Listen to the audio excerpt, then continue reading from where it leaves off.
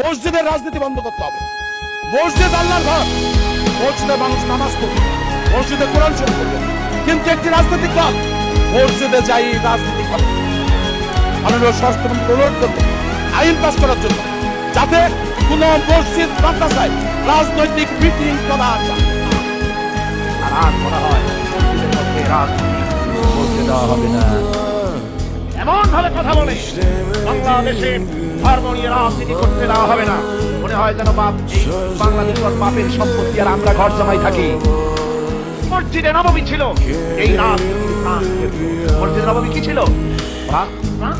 রাসূলুল্লাহ এখানে বসে রং শাম পারস্য বিজয়ের পরিকল্পনা, এখানে বসে ওহদ বদর হুনাইন ইয়ারমুক যুদ্ধের সৈন্য রিক্রুট করেছেন। এখানে বসে রাষ্ট্রদূতের সঙ্গে সাক্ষাৎ করেন, বিচার ফাইসলা করেছেন। আর আজ বলা হয় মসজিদের মধ্যে রাজনীতি বলতে দেওয়া হবে না।